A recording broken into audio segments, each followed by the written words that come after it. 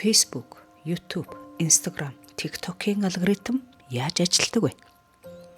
Чи юуны тухай үзнэ, юун дээр лайк дарна, юун дээр комент өчнө, чамд яг тийм агуулгатай бичлэгүүдийг цувралаар харуулдаг.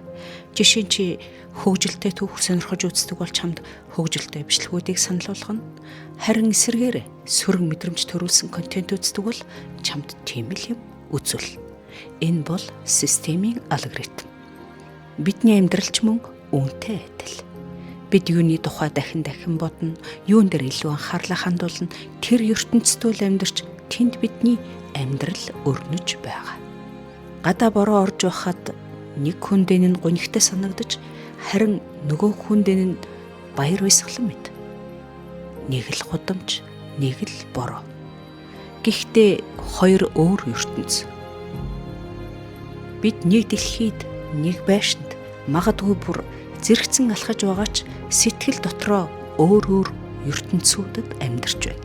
Бидний бодол, сэтгэл, мэдрэмж, сэтгэл хөдлөл болгон өөр ертөнц. Уур нэг ертөнц, хайр өөр нэг ертөнц, айдас бас нэг өөр ертөнц.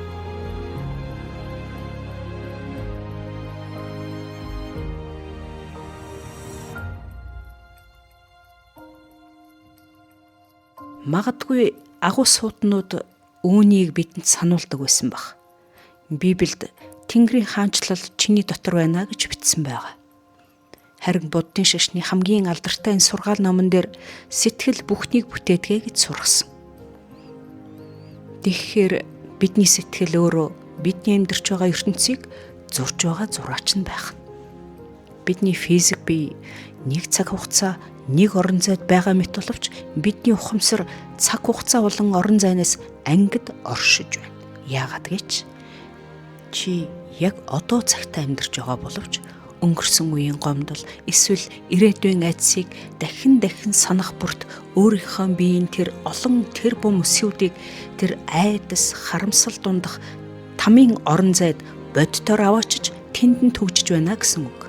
Чиний бие махбод, чиний биеийн эсүүд яг одоо тэр тамийн тогоонд буцалж байна. Олон гүн ухаан, олон шашин, олон сургаалуудад нэг л санаа давтагддаг.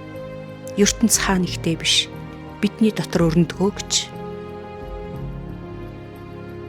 Хэдийгээр бидний тархинд олон мянган бодлууд, олон мянган ертөнцүүд байж болох боловч эцэстээ энэ нь ердөө хоёрхан хэсэгт л хуваагдана. Эерэг болон сөрөг, там болон деваач.